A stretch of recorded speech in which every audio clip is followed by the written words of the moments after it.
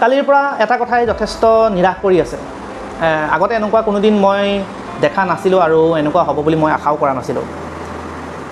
আজিৰ পৰা এটা দশকৰ আগলৈকে মই ক্ৰিকেটটো সৰুৰ পৰাই ফ'ল' কৰি আহিছোঁ, কিন্তু এটা দশকৰ আগলৈকে মই ওমেন, বিশেষকৈ যোৱা 5-6টা বছৰ আগলৈকে মই ওমেন ক্ৰিকেট টীমত কোন খেলুৱৈ খেলে, ক'ৰ খেলুৱৈ খেলে, কোনে খেলিছে, কেতিয়া কি মেটচ হৈছে, মই একো খবৰ নাৰাখোঁ। মই নাজানোৱেই, গমেই নাপাওঁ, না টেলিকাষ্ট কৰে, না খবৰ পেপাৰ কিবা প্ৰকাশ পায়, কোনে খেলে, ক'ত খেলিছে, কি কৰিছে, একো গম নাপাওঁ।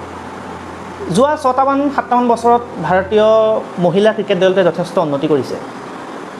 ৱৰ্ল্ড কাপত হওক বা অন্যান্য খেলবিলাকত হওক যথেষ্ট ভাল প্ৰদৰ্শন কৰিছে আৰু আমাৰ ভাৰতৰ নাম যথেষ্ট ওপৰলৈ নিছে। আৰু ভাৰতৰ যিসকল মহিলা ক্ৰিকেটাৰ আছে তেওঁলোকৰ প্ৰতি আমাৰ এটা খুব নজৰ আমাৰ সদায় থাকে, ক'ত খেলিছে, কি খেলিছে, যথেষ্ট ভাল খেলে। এটা সময় আছিলে ঝুলন গোস্বামী আৰু মিথালী ৰাজৰ বাহিৰে কাকো মই চিনিয়ে নাপাওঁ।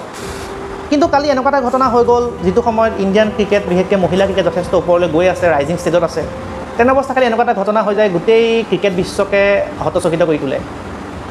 আমি জানো যে বাংলাদেশ আৰু ইণ্ডিয়াৰ মাজত তিনিখনীয়া এখন ODI শৃংখলা হৈ আছে। কালি অন্তিমখন মেটচ আছিলে। প্ৰথমখন মেটচত বাংলাদেশে ভাৰতক পৰাজয় কৰে আৰু দ্বিতীয়খন মেটচত ভাৰতে বাংলাদেশক। কালি আছিলে তৃতীয়খন ODI, যিখন ফাইনেল আছিলে। কালি ODIখনত 225 বাংলাদেশে কৰে আৰু 226 ৰান টাৰ্গেট দিছিলে, কিন্তু মেটচখন টাই হয়। এটা সময় আছিল য'ত 19টা বলত ভাৰতক মাত্ৰ 10 ৰান লাগে, কিন্তু ভাৰতে সেইটোও কৰিব নোৱাৰিলে। ভাৰতে জিকিবলগীয়া এখন খেল আছিলে। কিন্তু খেলখনৰ মাজতে এনেকুৱা এটা ইনচিডেণ্ট হয় য'ত ভাৰতৰ কেপ্টেইনক যেতিয়া আউট ঘোষণা কৰে এম্পায়াৰে, LPW আপিল কৰিছিলে, যেতিয়া আউট ঘোষণা কৰে, হাৰমনপ্ৰীত কৌৰ খঙত বেটখন লৈ খুঁটিটো ভাঙি দিয়ে। খুব দৃশ্যকটু হৈছে। মই এনেকুৱা ধৰণৰ বিহেভিয়াৰ খেলপথাৰত কোনোদিন একচেপ্ট নকৰোঁ। সাকিবুল হাছানে BPL খেলাৰ সময়ত এনেকুৱা ধৰণৰ বিহেভিয়াৰ কৰিছিলে, মই নিজে ক্ৰিটিচাইজ কৰিছিলোঁ, গোটেই ৱৰ্ল্ড ক্ৰিকেটে ক্ৰিটিচাইজ কৰিছে। এনেকুৱা ধৰণৰ বিহেভিয়াৰ ক্ৰিকেটত অন্তত নহয়, জেণ্টলমেনছ গেম বুলি কয়, কিন্তু ইয়াত যদি এনেকুৱা ধৰণৰ বিহেভিয়াৰ কৰে দেখিবলৈ খুব বেয়া হয়। হাৰমনপ্ৰীত কৌৰ অকল তাতেই নাছিলে, অকল তাতেই খং কৰি থকা নাছিলে। তাৰপিছত যেতিয়া পোষ্ট প্ৰেজেণ্টেশ্যন হৈছিলে, তাতে যেতিয়া ভাইচৰয়ৰ লগত কথা পাতিছিলে, তেওঁ চিধাই এটা কথাই কয় যে যেতিয়া ভৱিষ্যতে বাংলাদেশৰ পুনৰ খেলিবলৈ আহিম, তেতিয়া অকল কেনেকৈ খেলিব লাগে সেইটো বুলিয়েই নহয়, ইয়াৰ বাংলাদেশৰ যিবিলাক ঘাটীয়া এম্পায়াৰিং আছে সেইটোৰ লগত কেনেকৈ ডিল কৰিম তাৰো প্ৰেক্টিছ বা তাৰো এটা প্ৰিপেয়াৰ হৈ আহিব লাগিব বুলি তেওঁ কয়।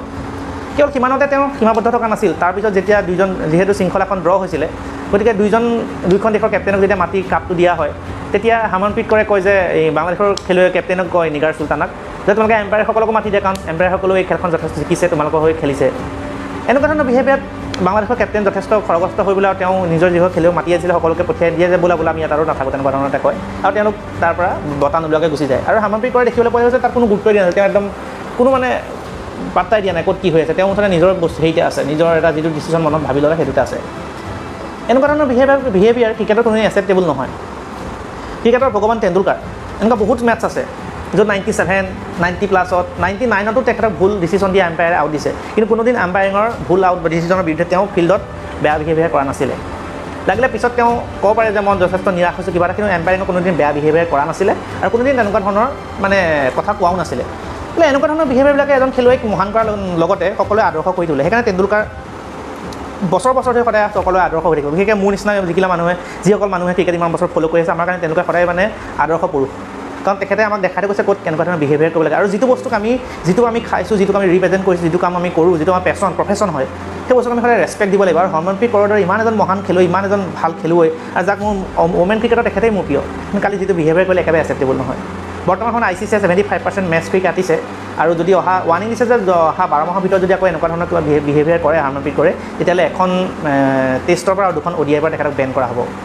বেন কৰক বা কি এনেকুৱা ধৰণৰ বিহেভিয়াৰ বেলেগ বিষয়, কিন্তু যিটো বিহেভিয়াৰ কৰিলে একেবাৰে একচেপ্টেবল নহয়, একেবাৰে বেয়া বিহেভিয়াৰ। এনেকুৱা ধৰণৰ বিহেভিয়াৰ যাতে ভৱিষ্যতলৈ এনেকুৱা আমি তাকে কামনা কৰিছোঁ।